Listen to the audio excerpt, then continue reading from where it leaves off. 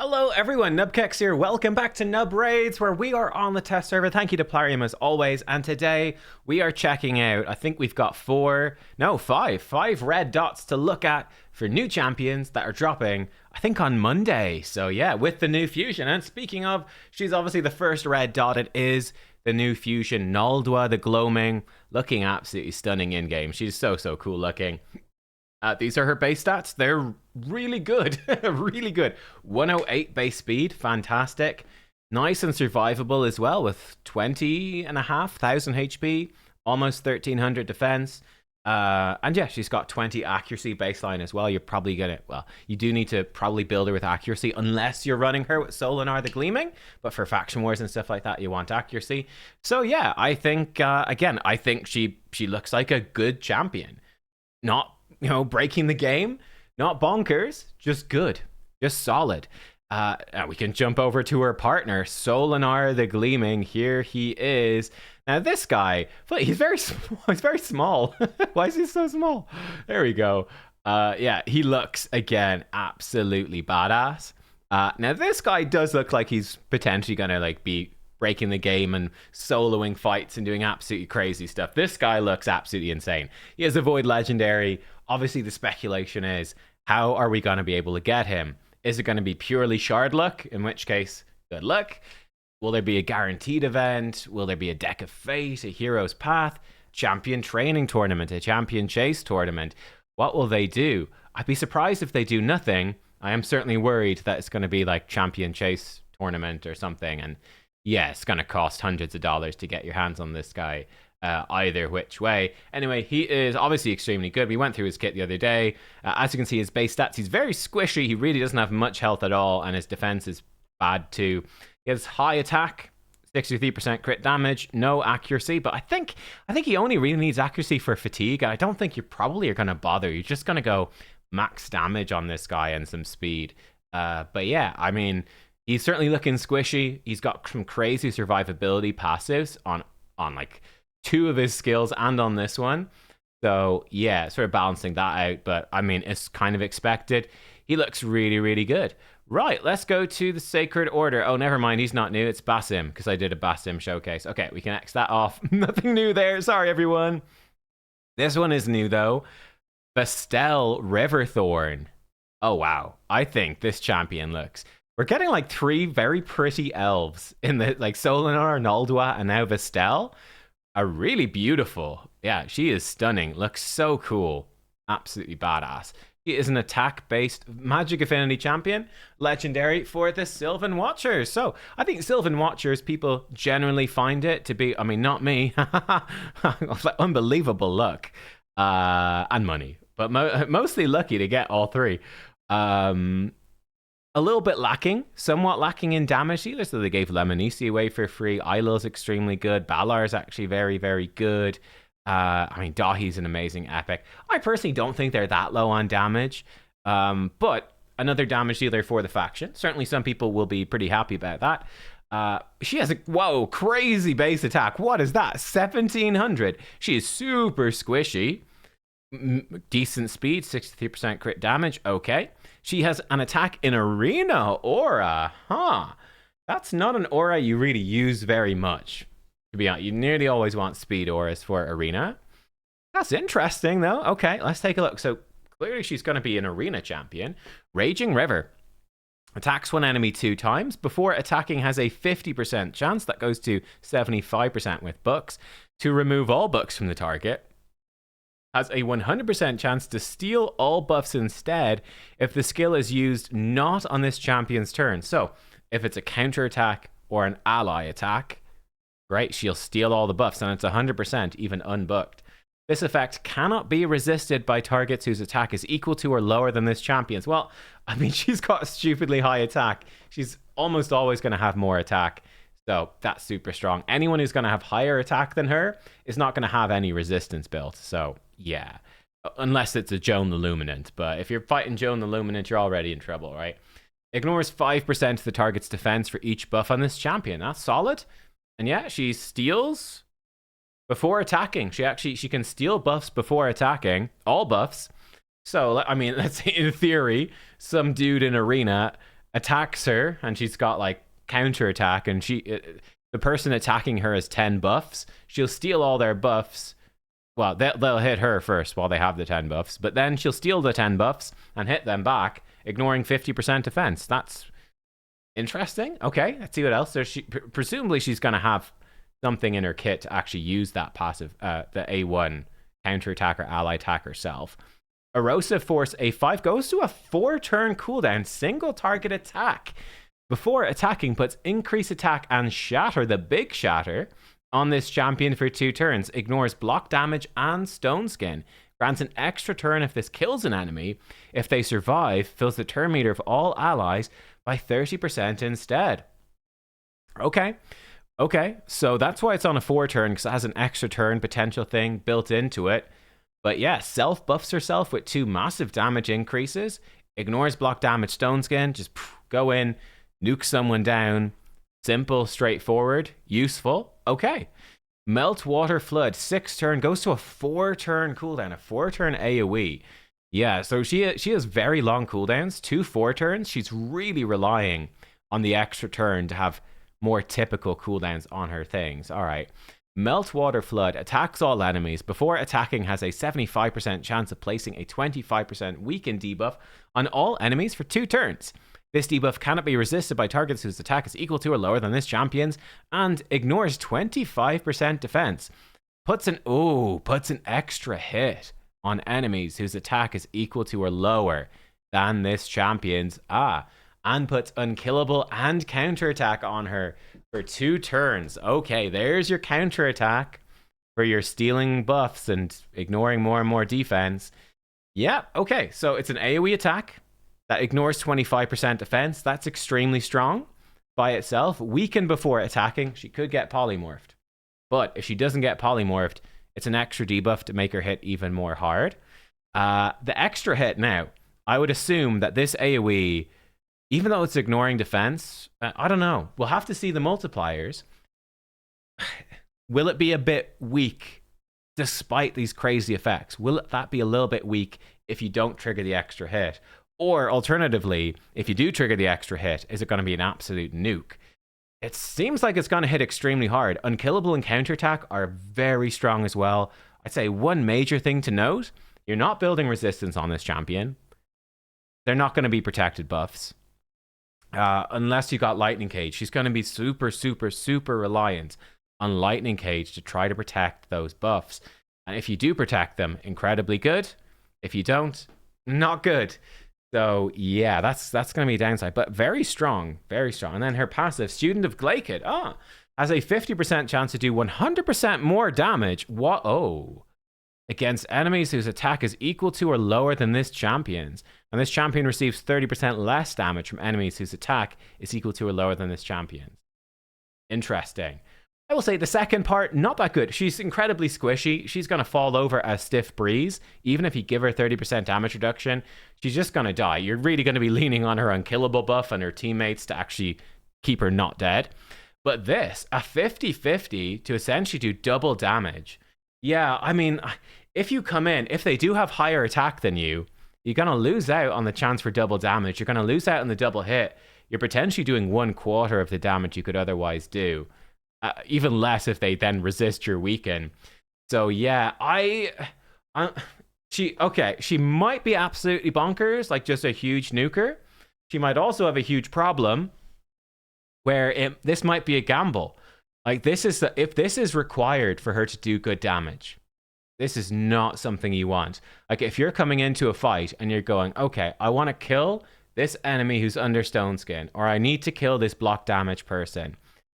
If it's a 50-50 that you're going to do enough damage to actually kill the person under stone skin, that's not really what you want, is it? Like, I mean, I know you get a turn meter boost if she fails, but it's pretty rough if she fails. So yeah. That being said, on paper she looks, depending on her damage, she could be extremely good.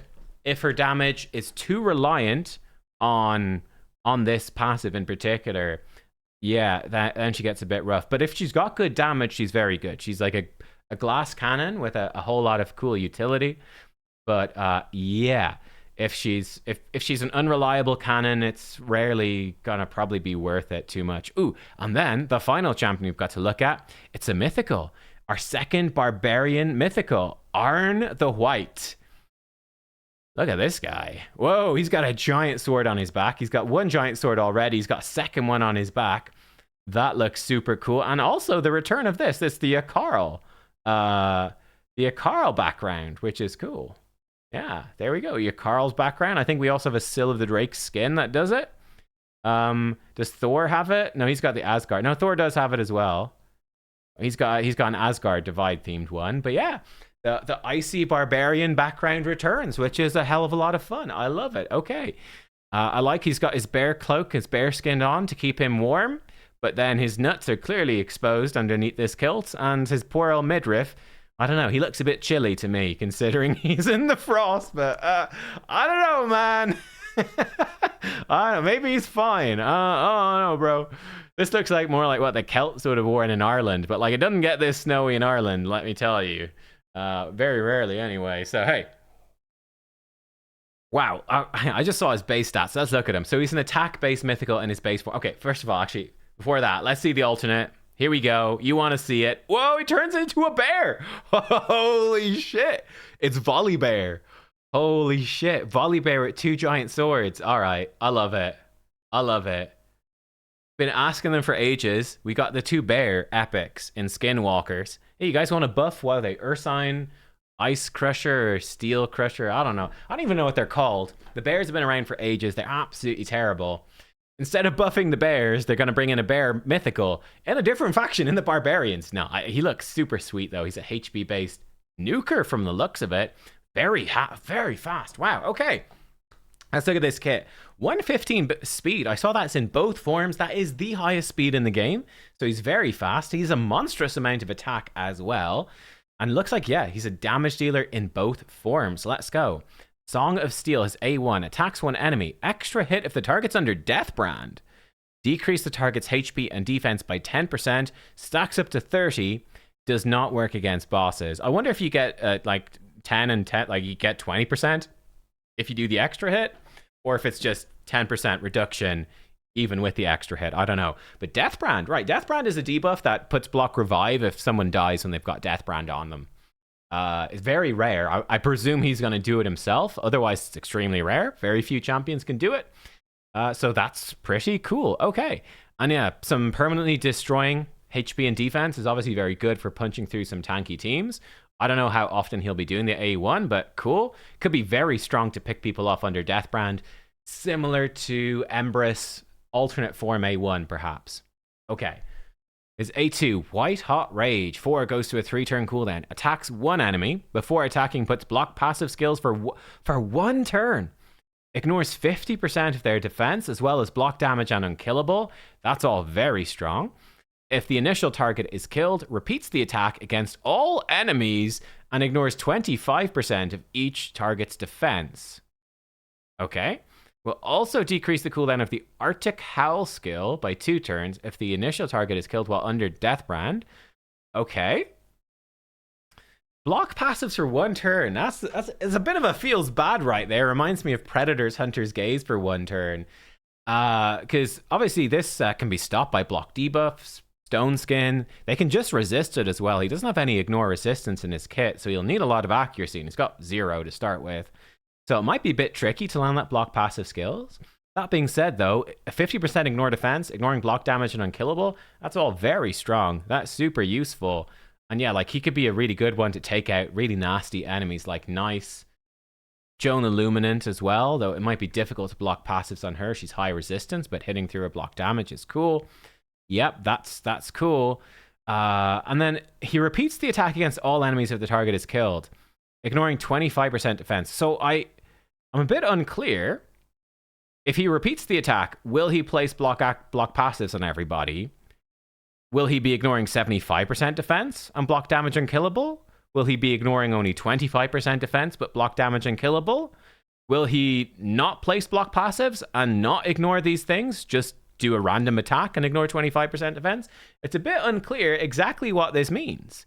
Yeah, it's a little bit unclear. Like, my guess is that he will still place block passives. Maybe?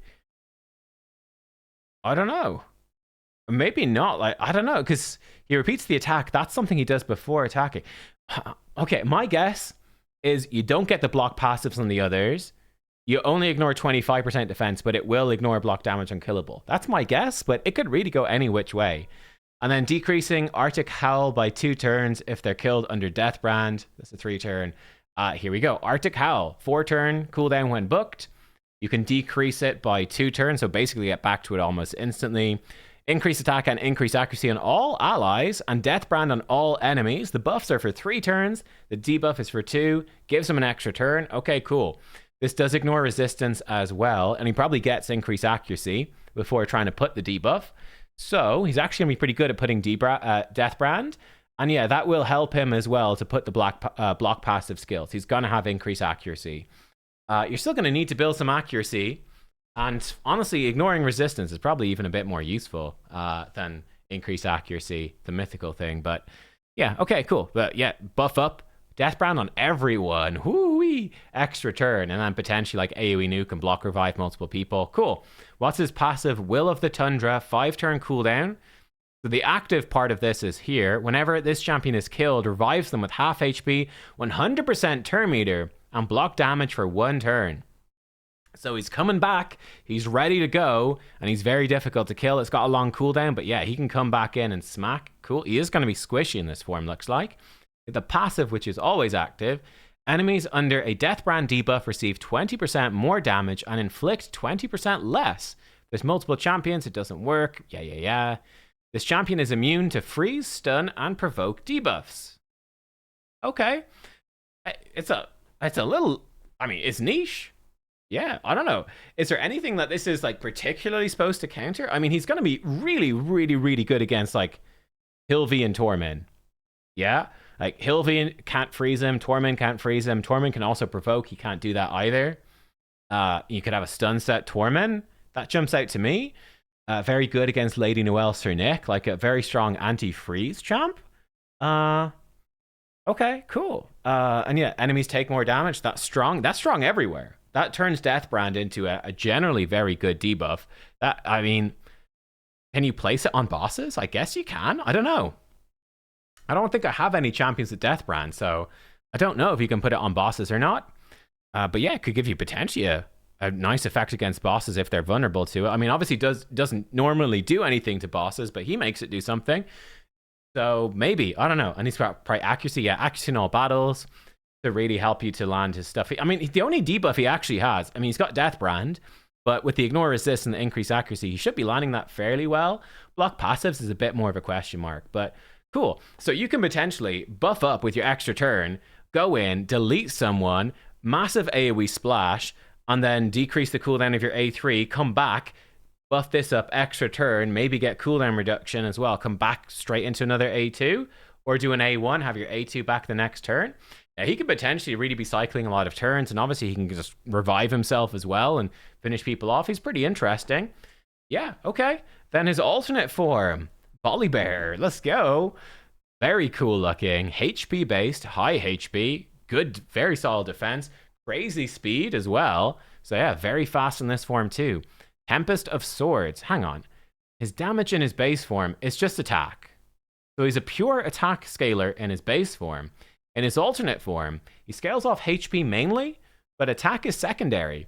So you're probably going to be, I mean, we'll see what his passive might bring it together, but it seems like you build him for attack to be an attack nuker in the base form, and then the attack is going to carry over. Maybe he turns some attack into some HP. I don't know. Let's see. Attacks one enemy 2 times, places stun for 1 turn. If his max HP is equal to or higher than the target's, it cannot be resisted. Okay. So because you're probably building lots of attack as well, and crit and all that stuff, like super tanky champions, like, I don't know, a Galathier, Marishka, that sort of thing, Predator, you're probably not going to be having it be irresistible. But most enemies, most other damage dealers, you will. Maybe not HP damage, but most you will, because he does have crazy base HP. But yeah, you're building some accuracy base for him. He might be carrying over his increased accuracy buff, so seems all right. Cool. Double hitter stun. Nice. Yeah. Goading Roar, 4 turn goes to a 3 turn. Places provoke on all enemies for 1 turn. If they're a boss, puts provoke for 2 turns instead. If this champion's max HP is equal to or higher than the targets, they cannot be resisted. So obviously the boss will resist, but most PvE enemies cannot resist his provoke. Puts strengthen on all allies and counterattack on this champion. Okay. So yeah, you're provoking them and putting counterattack on yourself.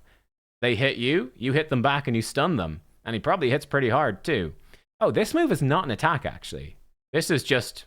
you're debuffing and you're buffing, but it's not an attack. That's interesting. Okay. Huh. There's been a lot of these champions. So there's several champions at this point that have 2-turn provokes if it's a boss. Off the top of my head, the only boss that you can provoke is still the Head of Decay and Hydra. Now that's very important, but I don't know. Like how many mythicals do you need to land 2-turn provokes at the end of the day? It's a bit odd. I mean, maybe they'll introduce more bosses at some point that can be provoked. But yeah, I mean, cool. So he's going to be ridiculously good against Hydra. Maybe, actually. Will he? I don't know. Glacial Rupture. 4 goes to a 3-turn cooldown. AoE attack. Before attacking, puts decreased defense on all enemies. If its max HP is equal to or higher, it can't be resisted. Nice. Does single target damage to each target individually rather than AoE. Again, very much a Hydra thing. Ignores 30% defense. Extra hit on bosses. And enemies under stun or provoke. If the target's a boss or is under stun or provoke, he ignores 50% defense instead. Okay, I mean, he really seems Hydra focused. So, Hydra, AoE attack, decrease defense before attacking, ignore 50% defense, single target damage, and do an extra hit. Again, like, unless, I mean, they have teased, obviously, that they're going to be doing some sort of remix for Demon Lord and possibly for Hydra. Who knows what that will be, like a new difficulties or something, and with new effects, and I don't know. They've teased that stuff might be coming. But, I mean, for me personally, if I pulled a mythical and you go, no, they're amazing for Hydra, I go, I don't give a fucking shit, man. I don't give a shit. I don't care. So, yeah, it's a bit weird. But okay. I mean, obviously, you've got the combo. You can, if you could, AoE provoke your enemies. They're either going to be provoked and he takes another turn because he's very fast, or they're going to hit you and you're going to stun them. So you're going to be getting that extra hit and potentially ignoring 50% defense. I mean, it's going to clap. Like if you place decreased defense and you ignore 50% defense and you do an extra hit, it's going to absolutely clap. Again, it's one of those things, if you don't hit these requirements, if they're not under stun or provoke, if they've got block debuffs, you don't get the decreased defense, you don't get the extra hit, you don't get the 50% ignore defense. His damage is going to be way lower, so that's a concern. Bearheart, the 2-turn cooldown. Well, hang on. Let's look at the passive first. Every time a champion is killed, increase this champion's HP and defense by 20% up to 100. That's very good. He's also immune to the same free stun provoke stuff. You know what? Actually, okay. This somewhat makes sense now because he can provoke... But he can stun here. But he's immune to stun, so that's nice. So if they have Wand of Submission, they can't reflect the stun back to him. Well, they can reflect it back. They won't get stunned, but he's immune to stun as well. So that is nice. That's lovely, actually. So he's not going to cuck himself by provoking them, and then he does his first A1 back at them, and he stuns himself in the face, and you can't even do his A3. That would suck. So that's really good. We're not going to have the Corrosa effect here, where they true fear themselves because of Wand of Submission being overpowered as fuck. That's cool. This is a weird one. Like for Hydra, I mean, you're gonna need people to die, and as champions, it's not Hydra heads decapitated. You're gonna need someone like really squishy in your team to die, because if he's your main damage dealer, he's effectively going to do double damage if you can have someone keep dying. I don't know. Again, my worry would be, well, maybe his damage is going to be shit if no one dies. So, a bit odd. Very strong for arena. So this is like a nice style passive, but it's permanent. So yeah, he could get ridiculous in arena with this. He's going to be so tanky. Active effect. Whenever an enemy attempts to place, this has a 2-turn cooldown. An enemy attempts to place freeze, stun, or provoke on this champion, instantly activates the Glacial Rupture. Oh. Okay. So he like hard counters enemies with freeze, stun, or provoke. He like just smacks them with a huge AoE back in their face. That's very cool. Okay, putting it all together, I don't know. What do we think of Arme the White? It's hard to know how good he's gonna be right now. So he's very squishy in his base form, but he's a pretty big threat to just, you know, block revive potentially multiple people. And this is a great move for killing people through the stuff. I'm intrigued by him, and he's got like the whole cheat death revive. I mean, he could come back and metamorph, which is pretty sick. I mean, if the passive from his alternate form stacks up, let's say they kill your whole team. I don't know. Let's say you go in, you nuke them. Like you do his A3, A2, you kill somebody, maybe even kill a couple of people, but then they nuke and kill your whole team in return. This guy revives, but then metamorphs. Will he basically have this fully stacked, or does he need to be in his alternate form to stack it? But I mean, you could potentially go into this alternate form and be this absolutely terrifying monster. He seems interesting for sure. Definitely seems PvP focused, very much so. But yeah, so big damage, very high kill threat with block revive in his base form with a cheat death is strong. His alternate form, again, I'm a little bit concerned. He really will struggle against people with block debuffs, obviously, which is a problem. But if they don't have block debuffs, he's really going to wreck them. He does seem like he's supposed to be a very, very big counter to champions like Hilvi, Tormin, Lady Noelle, Sir Nick, that sort of stuff, which is cool. I think there's worse stuff to counter in the meta, to be honest. I mean, he has that a bit with the ignore block damage, which is more obnoxious, I think. But hey, I mean, yeah, an interesting niche for sure with the anti-freeze stun provoke stuff. So there we go. That's Arme the White. Let me know what you think about him. He looks cool. Yeah, I'm personally very more excited for support mythicals because I've got so many damage ones. But he looks on the face of it, he looks decent. I don't know if he's going to be top tier. We'll have to see what his damage is. Always a thing with damage. But he certainly looks like he's going to be a pretty scary champion to fight in PvP. I'll tell you that much. Pretty scary. For faction stuff, he's got a very strong faction here as well. You've got Bayek in the faction. Pretty disgusting. Odin in the faction.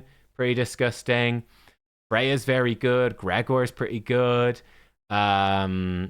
For PvP, Arman's very good. Allah's very good. You got a lot of very strong PvP champs in this faction, so you could do some potentially pretty cool stuff with that too. I don't know. That's it. Right. They're the new champs. Who's your favorite? Let me know what you think about them. Thank you for watching. Hope you had fun, and I'll see you next time. Goodbye.